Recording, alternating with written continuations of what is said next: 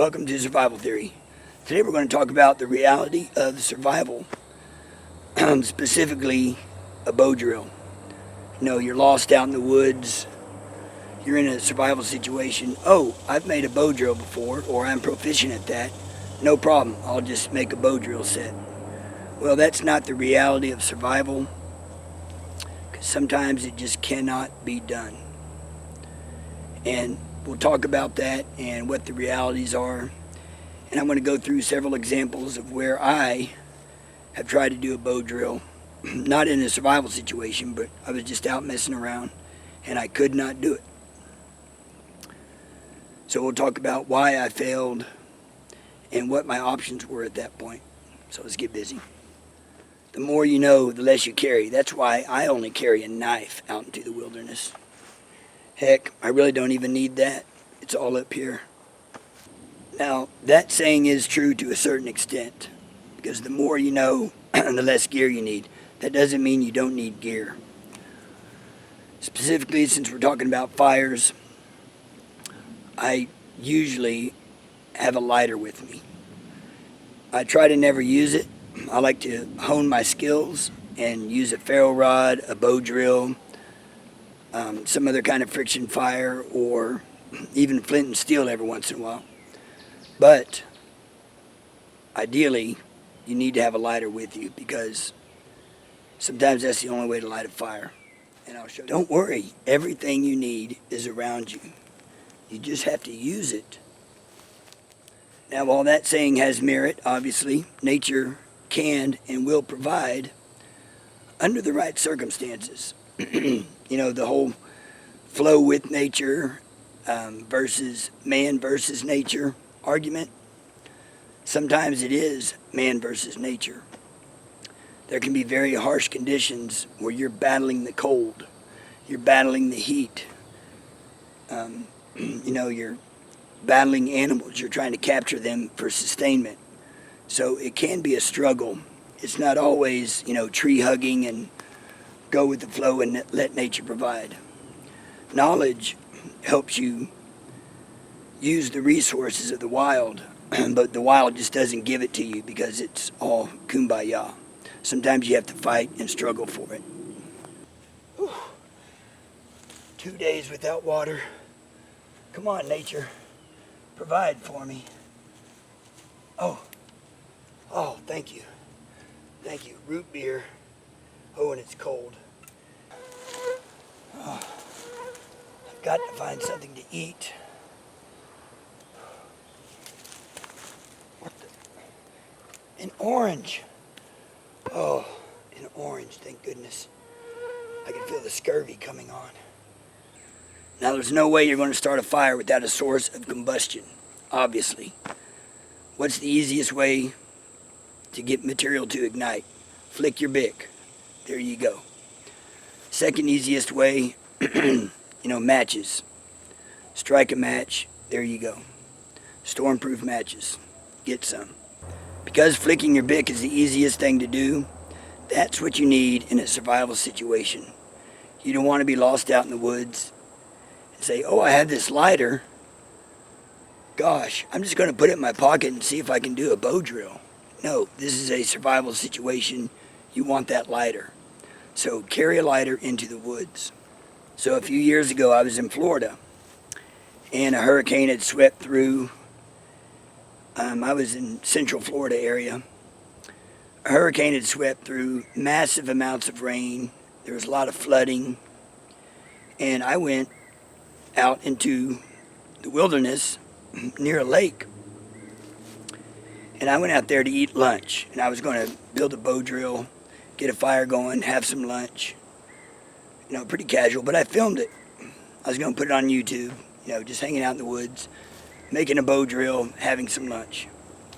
Well, it was unsuccessful. I could not get an ember with the bow drill. I just got some dust. So first off, it's very swampy. It's Florida. The hurricane had come through. Everything is soaking wet. If it's within a foot of the ground, forget about it. Probably even 3 or 4 feet because of the hurricane flooding around that lake. Everything is soaking wet. So if I'm going to make a bow drill, I'm going to have to find some material that's high off the ground, is dead, but is big enough around to where maybe the center is dry and it's going to have the bark on it. You know, I need some pretty good stuff. So I found a pine tree that had died, and it had been dead long enough, and it was mostly white wood, so resin interfering with the bow drill wasn't a problem.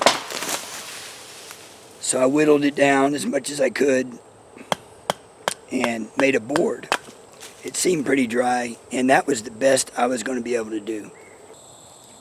So I started making the bow drill and got my bow and went into action.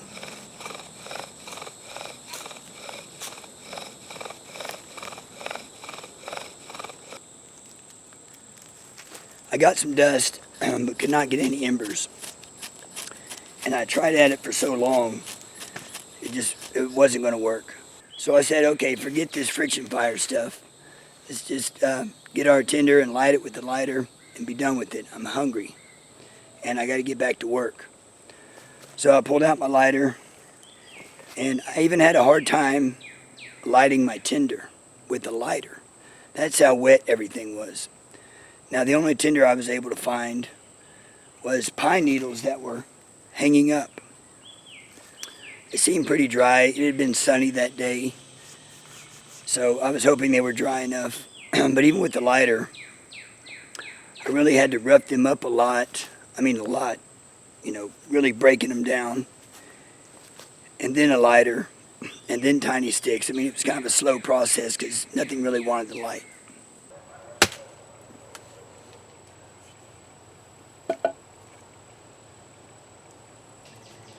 So another time I failed at the bow drill was in the Everglades in Florida. Again, a hurricane had come through, and there was lots of flooding. It was even raining. It was raining the day I was there. But I'm not going to tell you about that, but I'll put a link to that video because I made a whole video out of it. I failed to get a bow drill three times. So I'll just put a link to that one up here somewhere, and I'll put it in the video description. But that was a pretty interesting experience, trying to do friction fire in the Everglades after a hurricane.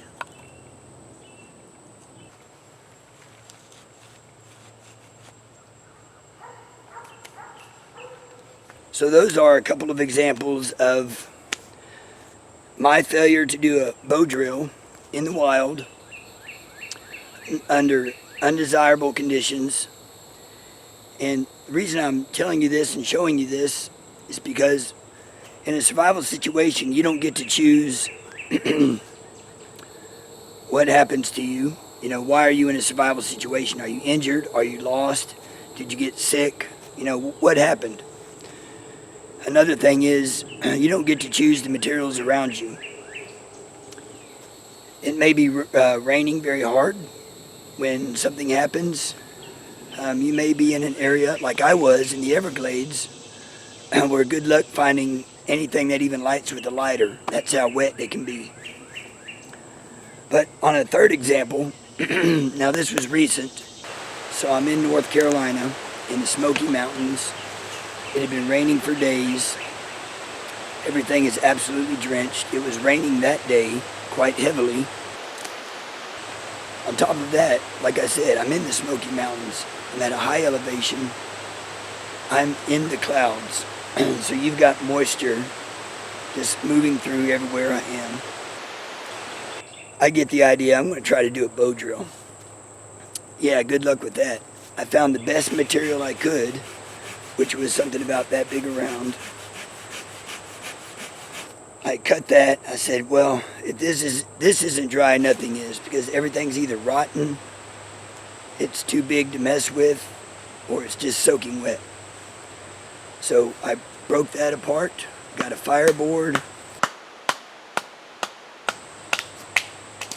And I bowed for 5 minutes, for 10 minutes, perhaps even longer. I couldn't even get it hot enough from the friction to burn it in. I mean, it was just a no-go. So just like in Florida, I broke out my ferro rod, tried to light some material, tried to light some shavings, no-go.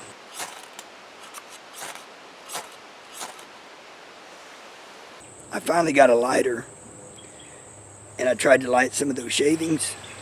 They wouldn't even stay lit. You know, they would light up for like 2 seconds and then fizzle out. So that told me that the bow drill was going to be a failure. I ended up getting a fire, as you'll see in the video, but it was very difficult to get a fire going. Very difficult, and that's with a lighter. So what am I doing out here telling you stories about failed bow drills? Well, it's a survival lesson. Having the skills for a friction fire is very important for survival. However, the survival mentality starts before you go out into the woods, because you should bring a lighter. That's survival. And the reality of survival is you don't know where you're going to be, what's going to happen, and what your circumstances are in an emergency situation, in a survival situation. So you have your skills to fall back on, but you have gear that anybody can use, such as a lighter, to save your life. That's the moral of the story. Bring a lighter. This is what I made in North Carolina, and this is what failed. I packed it up, I brought it home with me, and I'm going to try to get a bow drill fire started now. I've dried this in the oven, and it's been sitting around in my room for about, a week, week and a half, well, 2 weeks, whenever that was. All right, so I've got a friction block here, a piece of fat wood. Got my original rod and the original fireboard.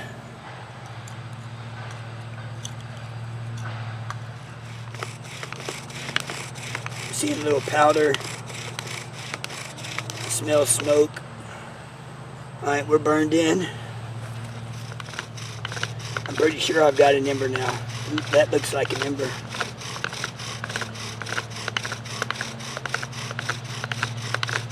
Let's make sure.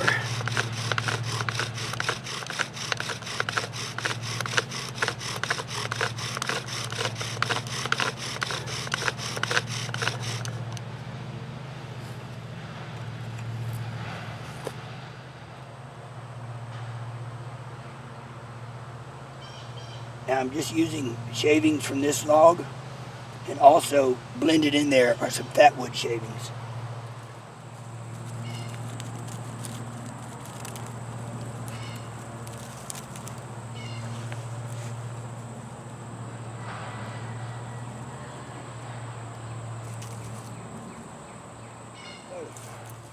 What are the lessons?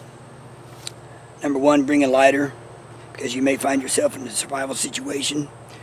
You don't have time to piddle around bushcrafting. Now, as a backup, you do have your skills for a bow drill fire, things like that, but don't depend on that, because you can't control your environment. You can only control your skills and your mindset. Another reason to carry a lighter in a survival situation, if you set up a signaling system, such as, some dry leaves that you're ready to light with some green branches overhead to create a large amount of smoke, that type of signal. A lighter. You hear a plane, a helicopter, go over there with the lighter and light that thing up. Don't depend on a fire you already have. Transferring the fire, don't depend on that. Don't depend on your ferro rod starting that. Go straight with the lighter, because you need to get rescued. And also remember that not all environments are the same. There are some environments where if you have a ferro rod, you're golden. Such as where I am now.